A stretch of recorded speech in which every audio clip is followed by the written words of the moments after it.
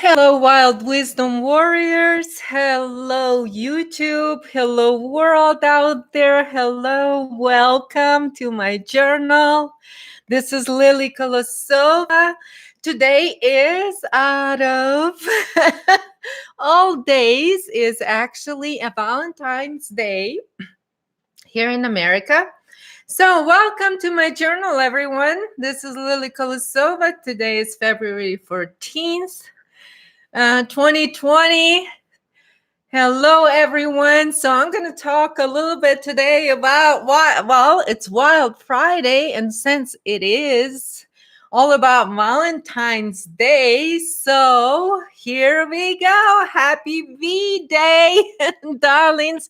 Hi, Diane. Hi, Amy. Thank you, darlings, for joining me. Thank you. Thank you. Here's to you all. Happy Valentine's Day to every one of you out there. I love you, each and every one of you. It doesn't matter what's going on with the Valentine's Day and whoever makes it whatever it is to be. To me, it's about letting every one of you out there today going out here and telling you I absolutely love all of you, because the love that I feel for you is reflected back to me. And so, but I feel the love from all of you. So that's why I stand here and say, to me, that means it's pure just, I absolutely love the each and every one of you here that listens to my journals, that comes and spends their time with me, and for every one of you that had a session with me. I absolutely loved every minute that you spent with me, sharing your journeys, because they're such a sacred journeys. And the way I view each and every one of you out there is, you're my sisters. What are we doing here without knowing?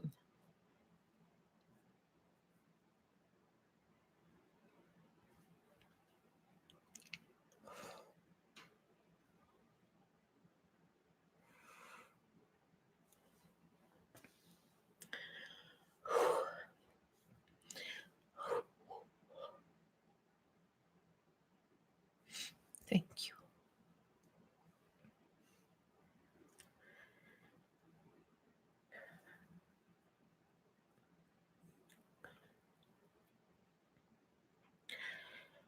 Because we're in this together, you guys. And so thank you, every one of you out there. So it's about love. So here's to all of you. I love you all for everything, for all of your support throughout the years, and for everything. It's been an amazing journey for me of discovery. Oh my God, what a discovery. Unfreaking believable. It just, at this point, I feel so much gratitude to this life. I don't know how else to talk about. And today, and this is why I named this like chicken or the egg, the mystery, And then the mystery became not such a big mystery. Okay, and this is what I want to talk about. To some people, this day will mean, they will do whatever. Was it a chicken or was it an egg? Is it about love or is it about abusing love? Well, it depends how you view it and where you are. So I choose to be, what, some will abuse this day for bad reasons, for their own evil reasons. I get that. And some people say, Lily, then why you put on the rose and you celebrating this day when other people doing the bad things? Well, those are other people. It's none of my business. I'm here loving everyone. It's Vino Friday. So here we go. Okay, you guys, my voice is a little bit because I'm doing oregano, 5-day oregano thing. And so what it does, it throws up out anything in your system. That's so it throws it up, so it feels like I'm getting a little sick, but it's because I'm doing the 5-day oregano treatment right now, because I did feel a little bit kind of, Anyway, okay. Caesar Zeus is sleeping over here, but he wanted to send his love too to everybody. So thank you so much. And thank you everyone for being here. Love you, everyone. Thank you for joining me. So I just kind of wanted to do this Wild Friday little thing and do a little Wiener Friday and talk about, was it a chicken or the egg? So, and kind of question and answer, so kind of casual thing. Just wanted to say that I love you all and thank you so much for tuning in. It's been a journey, and I just kind of been today, it's just been it's all, then everybody, then some people will say, okay, let's talk about self-love. And ultimately it is about self-love. But then, and that's ultimately respecting others people's journey on their path to finding themselves, because most people, are just lost. And so thank you so much for joining me. So if you guys have any questions, hey, Mr. Moore, thanks so much for being here. So, if you guys have any questions, go ahead and type them in, and whatever it is, it's Wild Friday. So here's to all of you, my darlings. Thank you so much. Thank you so much for joining me on this day.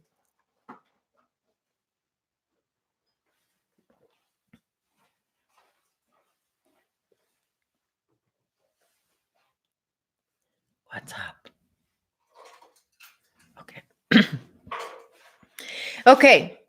So I kind of wanted to talk about, if anybody has questions like about Valentine's Day. I want to, I didn't really know what this day was all about. So I have a completely my own thing of it. So I don't have any like belief structures. And so last time I talked a lot about what are the belief structures, what's happening with what are those, how do belief structures limit a human being's potential to unfold the living soul that is the human being in which is the spirit or the God source in human body. Okay, and so that, hi Deanne. So how does, and so I look at this day that we can really talk about how, because who's can you're all, okay, Deanne, you said yes, I always been confused about Valentine's Day. And so, and this is why I want to share a little bit about what it means for me. Until I never experienced what is Valentine's Day. Nobody celebrated it. None of that was happening of that sort like that until I was an adult and I moved to America. This is when I got familiar with what Valentine's Day is all about. And so it was all about candy, chocolates, love, and roses, and that's what it was for me. And so of course, but behind that, then like just in the same way when I was talking that when there's going to be two opposing forces in this, and then what happens is when we're in balance, then we can see both ways, and then you can see is that you know, some you can see those forces as the past and the future. Okay, and all of that, some people see it as that way, and a lot of Eastern mythologies talk of this opposing forces, which are again, I talk about being in the equilibrium, and this is the point when you reach that which is in Eastern um, mythology. That's the enlightenment within, which is, as I said before, that ultimately the Russian Orthodox cross represents a human being, ultimate human being. And so that's the you know, in that equilibrium with his center. Right, in equilibrium, standing strong, meaning, you know, you have your own equilibrium, meaning this is the in reaching that enlightenment, as they this is what and this is what yeah, and I'll talk, Amy, I'll talk about the inside out love as sacrifice, and that's what basically what it is. And so, but that's the parasitic structure. So here your narcissist is in this day, a big narcissist day too, because they can get away with their, you know, with whatever, and, you know, just suck you really dry on this day, because they feel the right to, because they give you roses or they give you something nice, then that means they're gonna take. But that's like, again, like I said, if you are in the state of being, or the state of enlightenment, and this is your reality, it's not some kind of dream or attainment or anything. It's just that you the more you're aware of the both spectrums, that means if it's in your vicinity of your view, and I'm talking about on this level, on a spiritual level, if it's in the vicinity of your view, that is your reality. Why is it there? Or you can ask yourself, why is it there? Why am I seeing this? Or as I used to, when I used to get confused, because a lot of you talking about confused. You know, I mentioned about some of the confused Russians out there, Zhidi, but I'm calling, given my name is Confused Russians. So anyway, so confusion comes what? It's from because that there is a disconnect between the conscious and subconscious, because the subconscious runs its own program. So the conscious is in the zombie state, it's in the sleep, and this is why the people that do not experience enlightenment are called asleep, because there are two hemispheres are in misalignment with each. um so it's in misalignment because of the physical misalignment in the mind, and the genetic manipulation on the physical level, and then we go beyond the physical level as well, right? And so here we go.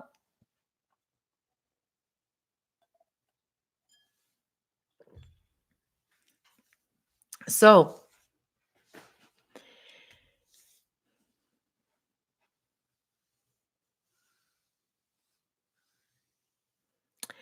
okay, So what happened with love when love turns inside out and then it becomes this narcissistic love, basically? So if you guys want to know all about why, and then it comes to any kind of love, a mother-daughter, a mother-son, a father-daughter, a father-son, it becomes this type of relationship, which is in the my grandmas used to say, the soulless will come for your soul. So they always would say, and this is something that, like in the last time I mentioned, that I raised my son a little bit different. I always tell him, and it's something similar that my grandma told me before she died. It was something very interesting that I remembered because it was very, very important, and it felt she just like it. It felt like it was a very important thing to remember. She'd always tell me that um, because of this soulless out there is no one out there that'll protect your soul. You're the only one. So make those choices according to that knowledge. You're the one that is there to protect your living soul energy, because there is soulless vampires that will come after it. So, and that's the wisdom I try to install in my son, that there is nobody out there that's going to tell you what's the right thing to do. Count on your own morals, stand on your own ground.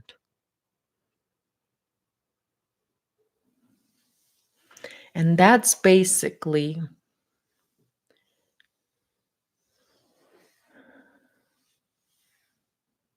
Tim, you said my son spent his 21st birthday in Afghanistan. When he got back, he said, Dad, you were right.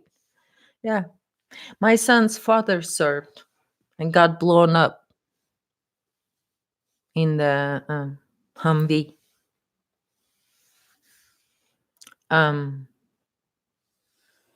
Tim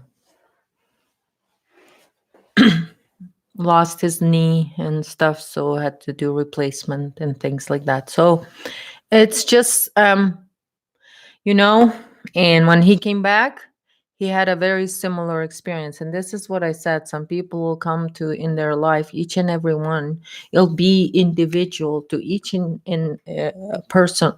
And this is the sign usually of the beginning of the healing process, is that rock bottom. Somebody goes, oh my God, this is what's happening. So this is what I call rock bottom. So some people will hit rock bottom and they say, well, and even this day today, it is for whatever you make of it. And so, because it ultimately comes back to you, what you make of your life is what you got. And this is why I keep talking that the victim mentality doesn't get anywhere, but it gets people looping in that victim mentality. And then they come back, they say, oh, well, I changed. Like I have a sister that much older than me. My oldest sister, um, uh, older sister. She's like she's about good, I don't know, maybe like 20 years older than me. And so she, when she came to America, and she had to find a new church. And she kept going from one church to another because she didn't like this one. And then she would be in that church, and someone would come from a different church and tell them, oh, I'm creating this new church. And so it was, and so she would go with them and would try that church. And then but she would always say that, oh, God had made this happen for me. She would make it that, okay, and this guy came in and he told me about this church just when I was thinking I need to find a new church. You know, I'm simplifying this, but yet this is my experience too. So this is why this is my journal. So I'm going to talk about my family, because this is what I've experienced.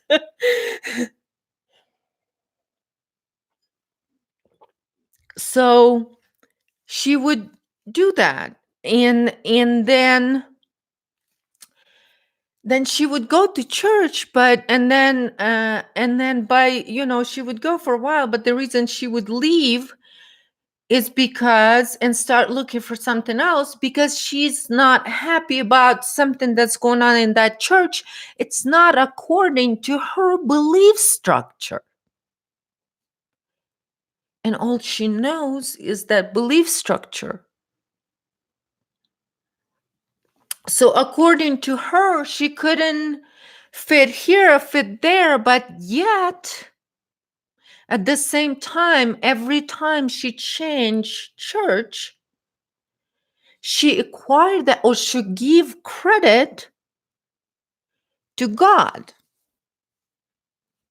that she's driven by that, but then a little bit later she was not happy with them, and she was looking only based on the negative because she didn't like it. Now somebody else had to replace her hierarchical structure or her belief system. So here, this is the same applies to any belief system out there.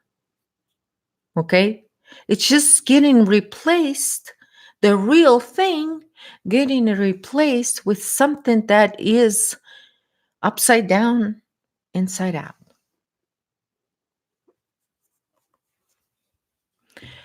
Yeah, and church is just to connect. And so that's the thing. But the church has been used to mind control people.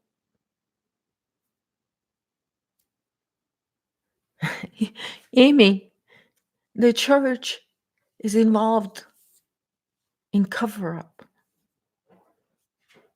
for abuse of children, child trafficking. There's so much abuse.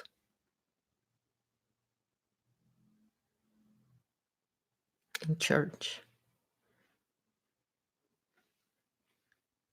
This is mostly why some of this, we'll get to it. I don't want to talk about it today, but there's so much cover up of that activity that's happening. Just look at Mormon Church here in America. That's all you need to look at so this is what I'm saying, okay? So, and then when here comes me and ask my sister a question. So, okay, so what happens when you don't like the church anymore and you go, why was that? Why didn't you like it? Wasn't it the God in the first place that told you that this guy would be, why is it? Well, this is how they're looping. It's because it comes back to, but God allow then devil to test me. Will I find out or will I not find out? And so they live in this illusionary world that they think they're doing the right thing. Okay. But like I said, that's the slave mentality. But this same mentality, because we're all familiar with religious abuse of power, and we can see a lot of it. There's so many scandals over the years. I mean, how many scandals does it take for Christians out there to go, okay, hold on. Something might not be right here. Don't we need to question things? So chicken or the egg? when one of this mega churches pastor, thousands of people in the South go to mega churches. When their pastor gets convicted of raping a child,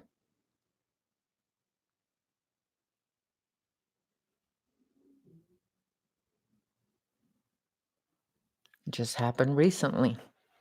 Oh, you haven't heard of that? How many thousands or millions of Christians in America? Why aren't they at the doorstep of that evil man, preaching what needs to be preached? Where are they? Where are the good Christians? Nowhere to be freaking found. Nowhere to be found.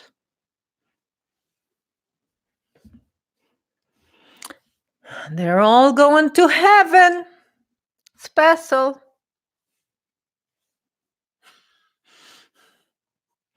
Before the chicken, and they're going to argue all of their life. Chicken or the egg? They're just going to argue their belief systems. They're just going to, that's all they're used for. Tools.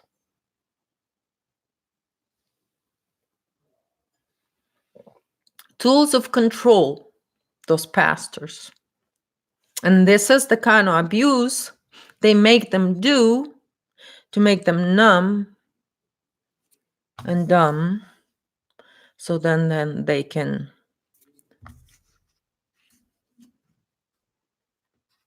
do all this stuff. So it's all here. It's not like I'm coming up with this stuff. It's out there. He got convicted of that abuse. Where are the Christians in America? Didn't they read the Bible? You know what I mean? So by their fruits, you'll know them. What's there not to see? What is there not to see? Was it a chicken or the egg? And they'll argue because it doesn't matter. Neither is. Correct.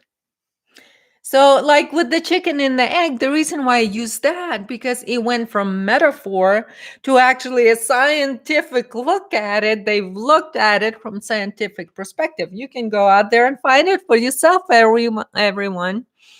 Hello, Anna. Thank you so much for joining. High pressure. Thanks. Darcy, thank you so much for joining. Jose, thanks. Mr. Moore, I think Tim, I said hi. Okay, thank you. Thank you so much. Okay. So shamans, it's like, when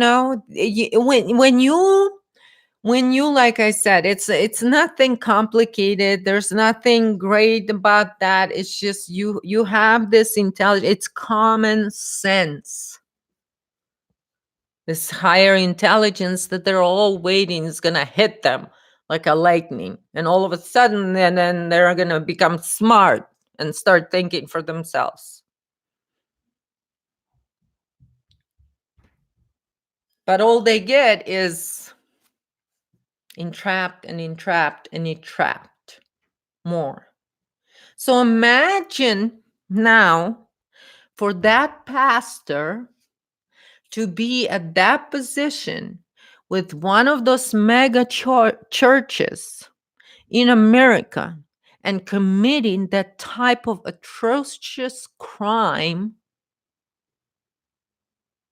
And what happens? What happens?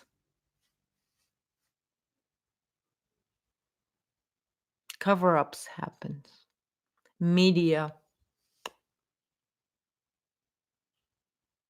It just happened in one town, little town. And everybody else just working a cover-up in the media. Because I told you guys, just like I watch how they operate. I mean, it's like, oh my, not this again. So they just cover up. That's all they're out there to do is to cover up. So you guys, I mean, okay. Any other questions? So this is we talked about the inside out and inverted. So you will see, like with all the spirituality out there. Um, hey, B Jean. Oh, thanks for joining.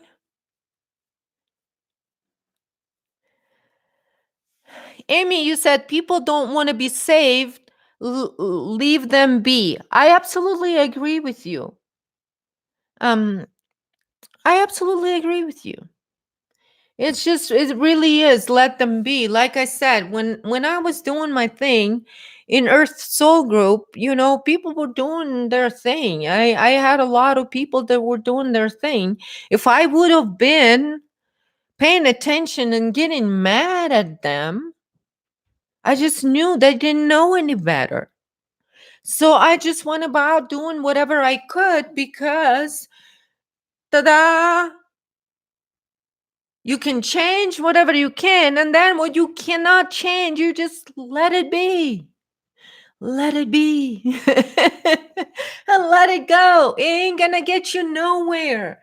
It not going to get you anywhere.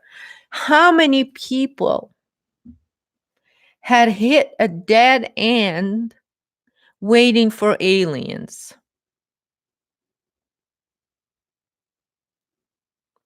I mean, pick a number.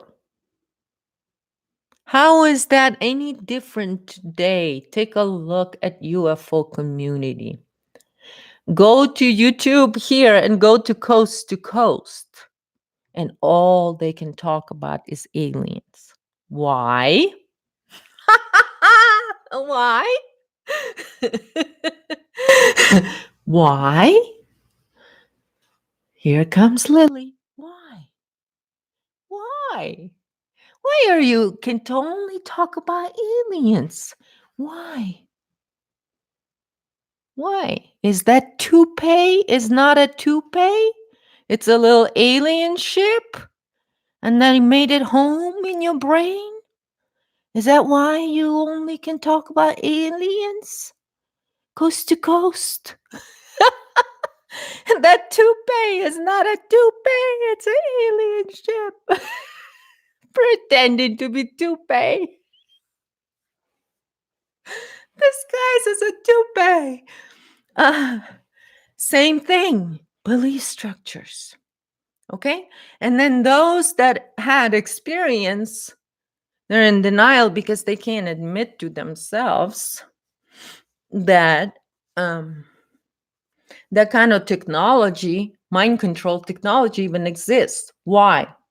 Because when society is mind controlled, they're going to have agents out there, which I called 85% of truth movement, that movement.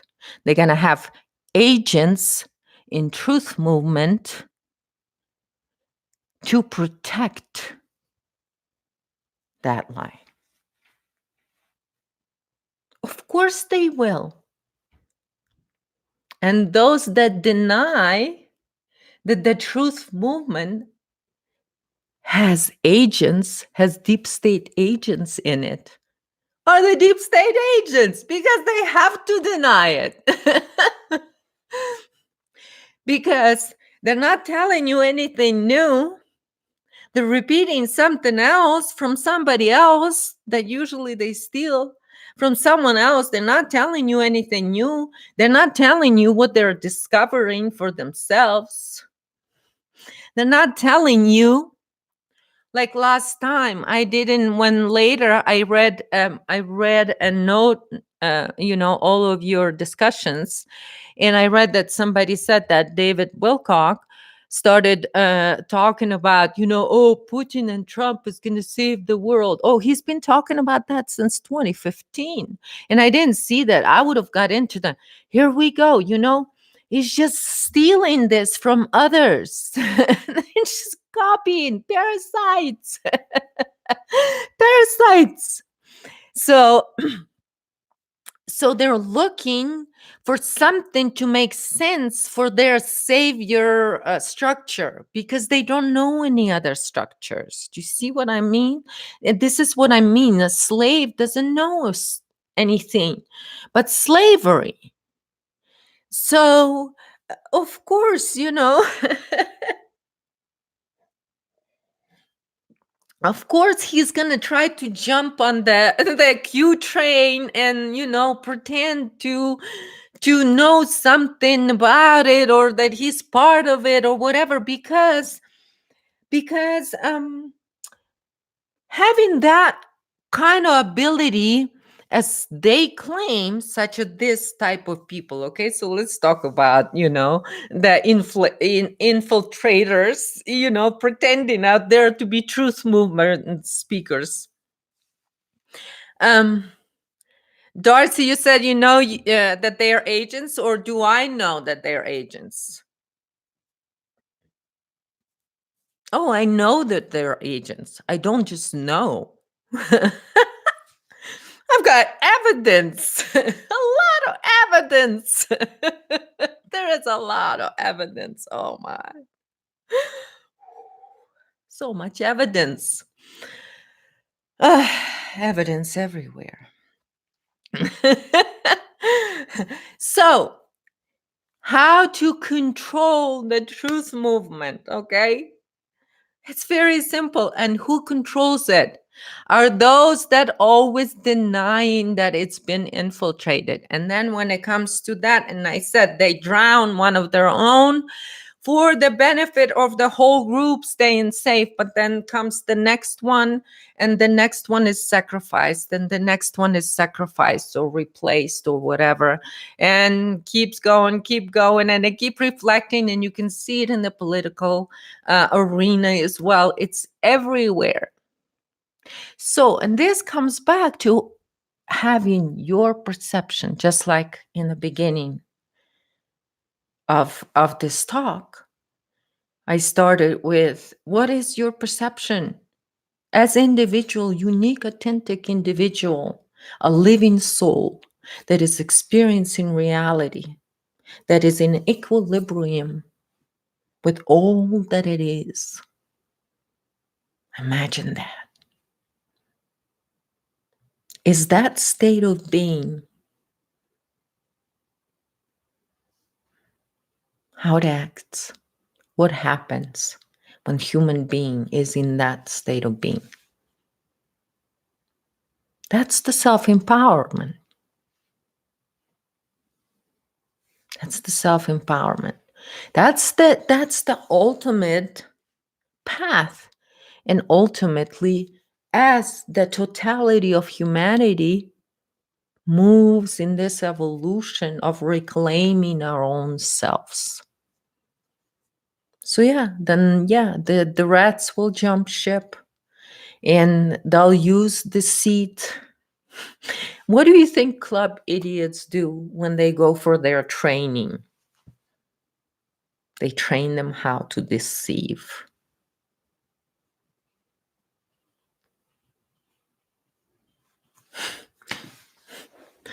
So that's why hunters had to become the hunted.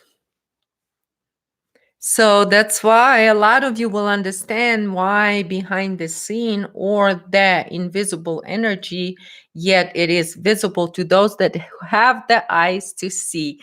So I thank you guys so much for having the eyes to see what's going on here with that, Tim. They try to derail or take it down. So what they'll do, they'll all jump on it, and they'll jump on it to get on the board. They'll get on ship, right? So then when the ship goes into the sea, okay, Tim, this is the intent with that. They will jump on the ship with you and say, yeah, let's go fight this, right? But yet the intent is, when you're in the middle of the sea and it's storm, and you have the conditions, the conditions created, conditions created to where you can poke a hole in the bottom of the ship, right? And then you can say, oh my God, that hole was, it's the storm, the storm, the storm. Poke the hole and you're safe. And then the next step comes along. You see what I mean? And so this is ultimately why it's so multi-layered. So this onion keeps unveiling and unveiling, but it kind of also, as you peel it off, it also dies in a way that it loses its stink. You know what I mean? So the more you peel off, you're gonna end up with nothing really. And that's exactly what's gonna happen. So that's pretty much it. That's pretty much it. But that's what, so you'll see all these layers of reprogramming has to happen and all of that. But ultimately it just comes down to you standing in that power, in that equilibrium of your spirit, connected to your source of all that it is. And this is why ultimately I've mentioned that the cross and what it meant. And so I'm gonna say about the Orthodox, or you might call it, it goes back way back to the very original, which was in harmony with nature, the nature of human being. And so the cross actually represents the very nature, God-given nature of a human being, which is the equilibrium of the Holy Spirit. That's what it is, the Holy Trinity. And that's what it ultimately meant. And so when you look at Orthodox cross, there's a little line over there on the bottom that is at about 23.4 degrees tilted, which is exactly a human heart. Is also tilted just like Earth at 23.4 degrees. And that's what it indicates, that the human being in his heart is where the balance is. And that's the only reason. So the heart is that center of you. So that's why today is Valentine's Day and everybody's doing the heart thing. And so I want to talk about that and say, this is what it means. It just means being the center, loving yourself, knowing that you are all that it is, and that ultimately it is you. It is you who chooses every experience. And it is ultimately you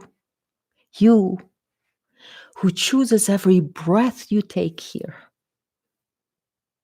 in this reality. And so that's why that heart opening of the heart is what symbolizes the human being. And that's why you will see a lot of times Jesus, there's a heart right in the center.